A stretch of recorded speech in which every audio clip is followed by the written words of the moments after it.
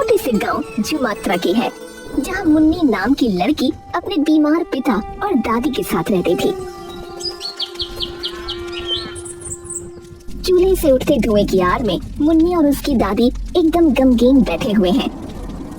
देखिए, इनका इलाज जल्दी ही शुरू करना पड़ेगा, नहीं तो इनका दूसरा गुर्दा भी सड़ना शुरू हो जाएगा, और अगर ऐसा हुआ तो हम इन्हें बचा नहीं पाएंगे। तारा और मुन्नी ये सुनते ही स्तब्ध रह जाते हैं। हम कैसे करेंगे सब? देखिए, वो मैं नहीं जानता, पर जितना जल्दी हो सके इन्हें उतनी जल्दी अस्पताल में भर्ती कराना होगा। तारा जमीन पर बैठकर अपना सर पकड़ लेती है। मुन्नी धीरे से तारा के कंधे पर हाथ रखती है। चिंता मत करो दादी, कुछ न कुछ जरूर हो जाएगा। अरे कैसे होगा? सर्दियाँ वैसे ही शुरू हो गई है, तो ज्यादा काम ना मिलेगा कहीं, और तू बच्ची है, मैं बेबस बुढ़िया, तो बता हमें इस भरे जाड़े में कौन ही काम देगा? और थोड़े दिनों में तो बर्फीला तूफान भी आने वाला है। हाँ, और वो आया तो कहीं जाने का रास्ता ना बचेगा। 1 महीना, और इतना वक्त हमारे पास नहीं है। तभी मुन्नी के दिमाग में एक तरकीब आती है। दादी, क्यों ना पापा को किसी सरकारी अस्पताल में भर्ती करा दे? हाँ, ये ठीक रहेगा, कल ही लेकर चलते हैं। तारा और मुन्नी अगले दिन ही सुरेश को अस्पताल लेकर पहुंच जाते हैं। सुरेश इशारा करके मुन्नी को अपने पास बुलाता है। मुन्नी सुरेश के मुंह की तरफ हल्की सी झुक जाती है। जी पापा। यहाँ आने का कोई फायदा नहीं है बेटी, कोई फायदा नहीं है। पापा, एक बार पूछ के तो देख लेते हैं। अरे मैं कह रहा हूँ ना, वापस चलो बेटिया। अच्छा ठीक है, एक बार डॉक्टर से बात कर ले, फिर चले जाएंगे बस। हे राम, इतनी लंबी लाइन है। मुन्नी अस्पताल के चारों ओर नजर घुमाती है। पूरे अस्पताल में कोई जमीन पर बैठकर खाना खा रहा है, तो कोई पिछली कई रातों से वहीं सो रहा है।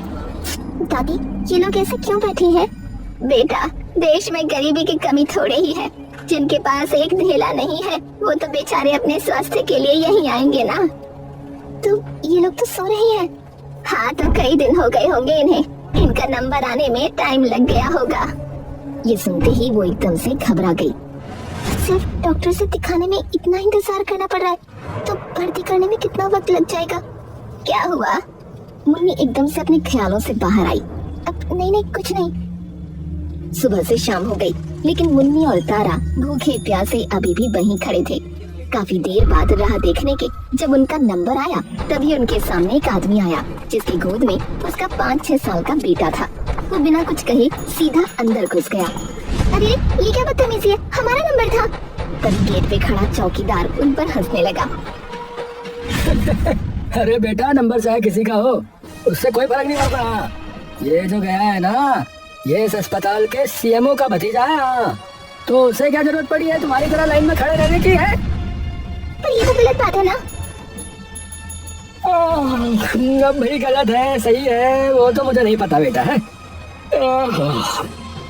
मुन्नी परेशान होकर अपनी दादी की तरफ देखती है। अब क्या ही कर सकते हैं बेटे। कुछ देर इंतजार करने के बाद आखिरकार मुन्नी और तारा का नंबर जब आया, तभी उनके सामने चौकीदार खड़ा हुआ। अरे अब चलो, अब कल देखेंगे डॉक्टर साहब। 5 बज गए हैं, उनके जाने का वक्त हो गया है, चलो। अरे पर ये क्या बात हुई, हम सुबह से लाइन में खड़े हैं। अरे तो मैं क्या करूं, उन्हें यही रोक लूं क्या? 5 बजे जाते हैं वो। अरे मुझे बस अपने पापा का इलाज करवाना है। अच्छा, भर्ती कराने आए हो क्या? है? भूल जाओ भूल। अगले महीने तक तो नंबर आने का कोई मौका ही नहीं है। सारे बेड बुक पड़े हैं, सब फुल है। इन्हें देख रही हो, ये जो जमीन पर लेटे हुए, ये पिछले जो है ना 2 हफ्तों से यहीं पर है। अब बोलो। हे राम, अगले महीने तक तो पूरा गांव बर्फ में ढक जाएगा। इतना वक्त नहीं है दादी हमारे पास। मुन्नी व्हील चेयर पर बैठे अपने मजबूर बाप की ओर देखती है, जिसकी गर्दन कमजोरी और मायूसी से झुकी हुई थी। अब क्या करें दादी? फिलहाल तो घर ही चल बेटा, और क्या ही कर सकते हैं। तारा अपने झोले में से एक चादर निकालती है। मुन्नी ये ले, इसे उड़ा दे, ठंड हो रही है। मुन्नी वो चादर अपने पिता को उड़ा देती है। मुन्नी। हाँ बापू।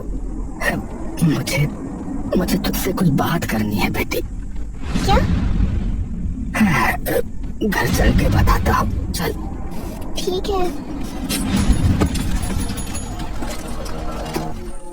अरे भाई, बस कुछ ही दिनों में जो है ना वो बर्फीला तूफान आने वाला है। पूरा गांव जम जाएगा फिर तो। अरे मैंने तो जो है दफ्तर में छुट्टी डाल दी है 2 हफ्ते की। हाँ, अरे आधे पैर धंसाते हैं बर्फ में, फालतू में ठिठुरते हुए जाओ यहाँ से। अरे भाइयों, पर मुझे एक बात बताओ, वो अफवाह सच है क्या? कब कौन सी अफवाह? कौन सी? अरे कि जब भी हमारे गांव में ये बर्फीला तूफान आता है उसी वक्त गांव में ही कहीं एक छिपा हुआ कोई खजाना भी बाहर आता है, ऐसा सुना है हमने। अरे सुना तो मैंने भी है, पर हमें तो कई साल हो गए इस गांव में रहते हुए, हमने तो नहीं देखा कोई सोना साना। अरे भाई, मैं 60 साल का हो गया और बचपन से इसी खजाने की कहानियां सुनते हुए आया हूँ। अरे सुनी तो हमने भी है, पर मुझे तो फालतू की अफवाह लगती है ये। हाँ, खाली उड़ा रखी है कि जिसे बर्फीले तूफान में बाहर आता है वो खजाना इंद्रधनुष के नीचे मिलता है। बताओ कैसी फालतू की बातें हैं ये, खाली गप उड़ा रखी है। उन सब की बातें वहाँ से गुजरती हुई मुन्नी सुन लेती है। तारा चूल्हे पे खाना बना रही होती है कि तभी मुन्नी उसके पास आकर बैठ जाती है। दादी, दादी, जब हम लोग आ रहे थे ना तो आपने उन बूढ़ों की बात सुनी थी? अरे रात बेरात पी के बैठ जाते हैं, बातें मारने के अलावा और आता ही क्या है इन्हें। अरे आप वो छोड़ो, पर ये सच है क्या कि गांव में कोई खजाना है जो सिर्फ बर्फीले तूफान के वक्त बाहर आता है? अब पता नहीं बेटा, गांव में तो 100 बातें होती रहती हैं। अरे पर वो कह रहे थे कि वो तो काफी साल पहले से ही सुनते आ रहे हैं। सुना तो मैंने भी है, पर कोई कहता है कि वहाँ कोई जिन्न रहता है, कोई कहता है वहाँ हीरे जवाहरात है, पर सच पता नहीं क्या ही है। तो वो सिर्फ बर्फीले तूफान के आने पर बाहर आता है? अरे बाहर नहीं आता, मतलब वैसे तो मुझे भी नहीं पता कि क्या होता है, पर जितना मैंने सुना है जब बर्फीला तूफान आता है तो जहाँ वो खजाना है उस जगह का दरवाजा खुल जाता है। दरवाजा? हाँ, कोई कहता है कि गांव की सबसे ऊंची पहाड़ी पे है वो खजाना, तो कोई कहता है पानी के नीचे। अच्छा, पता नहीं बेटा, सारी सुनी सुनाई बातें हैं गांव वालों की। तो ये बात छोड़, अपने पापा की रोटी डाल दे एक थाली में। ठीक है। मुन्नी उठकर सुरेश का खाना लेकर उसके पास जाती है। बापू, सुरेश एकदम से आंखें खोलता है। हाँ बेटी बोल। खाना खा लो। हाँ मुन्नी। सुन बेटी, जरा बात करनी है तुझसे, सुन। मुन्नी चुपचाप सुरेश के बगल में बैठ जाती है। हाँ बेटी, मेरी बात जो है ना वो ध्यान से सुनियो। अब क्या हुआ है बापू? बेटा देख, अब तो कहीं ना कहीं तुझे भी पता है और मुझे भी कि मैं ज्यादा दिन का हूँ नहीं अब। बापू ऐसी बातें क्यों कर रहे हो आप? मेरी बात सुन बेटी, मेरे जाने के बाद जो है ना अपना और दादी का बहुत ध्यान रखियो तो, ठीक है? और दादी को कहियो कि जल्दी से जल्दी तेरे ब्याह कर दे ताकि तेरा घर बच जाए। और फिर दादी को भी जो है ना अपने साथ रख लियो, ठीक है? ठीक है बेटी। बापू क्या बोले जा रहे हो? सब ठीक हो जाएगा, एक बार बस आपका ऑपरेशन हो जाए। अरे बेटा, आज तूने देखा नहीं हाल है? क्या हो रखा है वहाँ पर? बापू पर अरे बात मान लिया कर मेरी, मैं कह रहा हूँ। मुन्नी चिंतित मन और बेचैन नजरों से एकटक सुरेश को देखती रहती है। ठीक है बापू। शाबाश शाबाश मेरी बच्ची, शाबाश। मुन्नी चुपचाप वहाँ से बिना कुछ कहे चली जाती है। मुन्नी अपने बिस्तर पर लेटी है, कमरे की लाइट बंद है, लेकिन मुन्नी की आंखें अभी भी खुली हैं। मुन्नी के दिमाग में अब भी वही बातें गूंज रही है जो उसके बापू ने कही थी। क्या सच में वहाँ खजाना है? पूरा गांव बर्फ से मानो ढक चुका था। वहीं दूसरी ओर सुरेश की हालत दिन ब दिन खराब होती जा रही थी। हे भगवान, इस तूफान में तो अब कोई डॉक्टर भी नहीं आने वाला। मुन्नी, बेटे मुन्नी, मेरी बातें याद है ना तेरे को? याद है ना? बोल। बाबू, कुछ नहीं होगा, भरोसा रखो। वादा कर बेटी, वादा कर। सुरेश मुन्नी के आगे अपने हाथ बढ़ाता है। वादा कर बेटी, वादा कर। वादा करती हूँ बाबू कि आपको ठीक करके रहूंगी। मुन्नी झट से बिस्तर से उठती है और अपने लोहे के संदूक को खोलकर उसमें से एक मोटा ऊनी जैकेट निकालती है और एक बस्ता टांग कर बाहर जाने लगती है। बेटा, कहाँ जा रही है? बाहर तूफान आया हुआ है, बहुत बुरा। आखिरी उम्मीद ढूंढने जा रही हूँ दादी, बापू और हमारी। अरे मुन्नी, मुन्नी मेरी।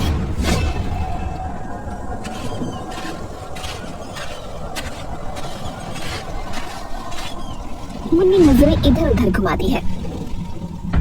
दादी कह रही थी गांव की सबसे ऊंची पहाड़ी पर है, कहीं चलती हो? मुन्नी अपनी दाईं ओर देखती है। तूफान में कुछ भी नहीं दिख पा रहा है, तो इसी दिशा में आगे बढ़ने के अलावा और कोई चारा नहीं है। तूफान अब धीरे धीरे और बढ़ने लगा था और उसके पैर बर्फ में धंसते जा रहे थे कि तभी उसे कई लोगों की चिल्लाने की आवाजें आने लगी।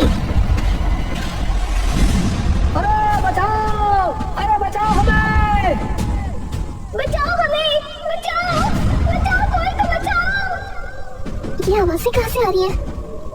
अरे बचाओ हमें। मुन्नी धीरे धीरे उन आवाजों की तरफ बर्फ की मोटी परतें चीरते हुए आगे बढ़ने लगी और तभी मुन्नी देखती है कि दूर एक पहाड़ी पर कुछ चमक रहा है। ये क्या चमक रहा है?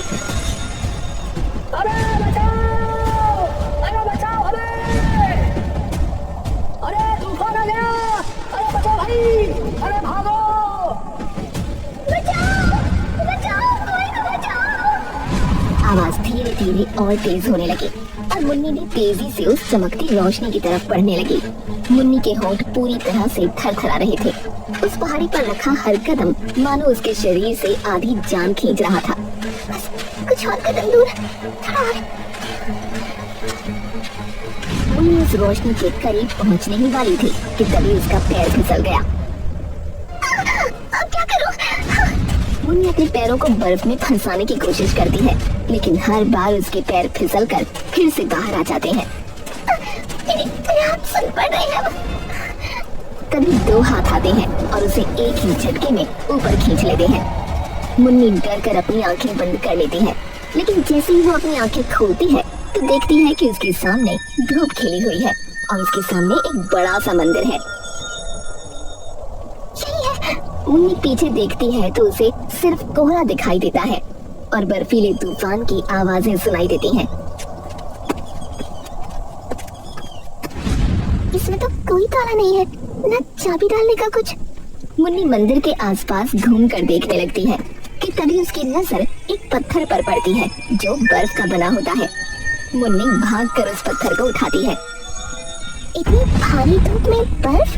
मुन्नी उस पत्थर को अपने बैग में रखकर फिर से इधर उधर देखने लगती है कि तभी उसे दिखता है कि उसके सामने एक झाड़ी में से हल्का हल्का धुआं बाहर आ रहा है।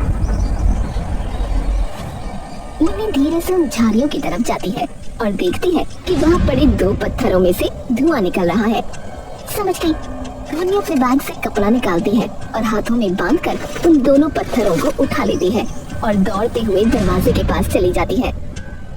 गरम मतलब लाल और नीला मतलब ठंडा। मंदिर का दरवाजा देखते ही देखते अपने आप खुल जाता है। मुन्नी जैसे ही अंदर घुसती है तो सामने का नजारा देखकर दंग रह जाती है। उसकी आंखों के सामने एक छोटा सा तालाब था जिस पर एक बर्फ की परत चढ़ी हुई थी और उस पर एक इंद्रधनुष बना हुआ था। इंद्रधनुष? गांव वाले कह रहे थे कि खजाना इंद्रधनुष के नीचे है। मुन्नी दौड़ती हुई उस इंद्रधनुष के पास गई और जैसे ही उसकी नजर इंद्रधनुष के नीचे जमे हुए तालाब पर पड़ी वो एकदम से पीछे हो गई। ये लोग कौन है? यहाँ कहाँ से आए? मुन्नी दौड़कर बाहर से कुछ पत्थर इकट्ठे करके अंदर ले आती है। और एक एक करके उन पत्थरों को खिड़की पर मारकर उस पर जमी बर्फ को तोड़ देती है। और जैसे ही सूरज की किरणें इंद्रधनुष को ध्वस्त कर उस तालाब की बर्फ पर पड़ती हैं, वो बर्फ देखते ही देखते कुछ ही देर में पिघल जाती है। लेकिन उन शरीरों की स्थिति वैसी की वैसी रहती है। बस उनकी निष्क्रिय आत्माएं एक एक कर मुन्नी के सामने आकर खड़ी हो जाती हैं। और देखते ही देखते बाहर हड़कंप मचाता तूफान भी अचानक से शांत हो जाता है। नहीं नहीं बेटी, डरो मत। तुमने तो हमें मुक्त किया है इस जगह से। आप कौन है और ये लोग कौन है और ये मंदिर? इस गांव के कुल देवता हिमावन का मंदिर है ये। कई वर्षों पहले यहाँ एक बहुत भयानक बर्फीला तूफान आया था, जिसमें मैं और ये लोग यहीं फंस गए। सबने खूब गुहार लगाई, लेकिन मदद के लिए कोई नहीं आ सका। और बस तब से ये लोग भी और मैं भी यही हैं। लेकिन लोग तो कहते हैं यहाँ पर कोई खजाना है या जिन है। अरे बेटी, जितने मुंह उतनी बातें। तुमने आवाजें सुनी थी ना कुछ लोगों की?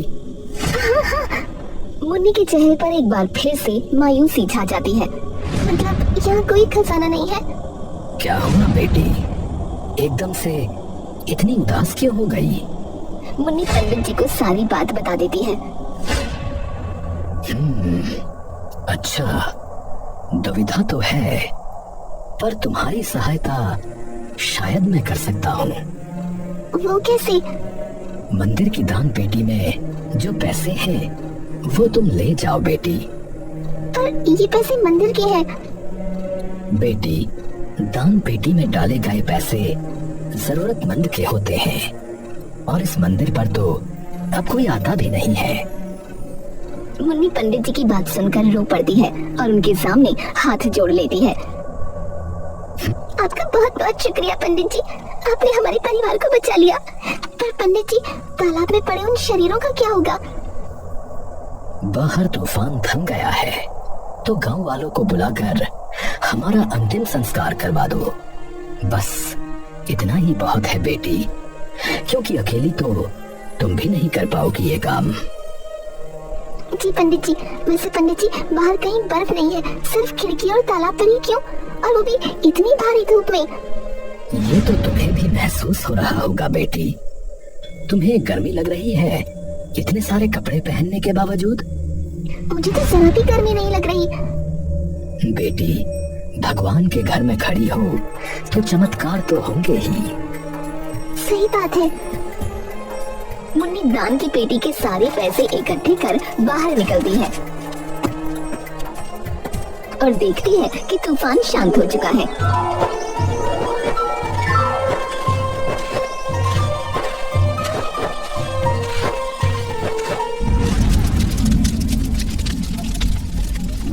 मुन्नी अगले दिन अपने पिता को अस्पताल में भर्ती करा देती है। अरे अपनी माँ ही जैसी है ये, एकदम जिद्दी। हाँ तो मैंने तो कहा ही था कि आपको ठीक कर दूंगी। सुरेश हंसने लगता है। मेरे साथ तूने उन लोगों को भी बचाया, उन्हें मुक्ति दिलाकर। सिर्फ कोमल दिल की ही नहीं बल्कि दिलेर भी है तू, मेरी छोटी शेरनी कहेगी। चल अब। वो तो मैं हूँ। Thanks for watching, like and subscribe.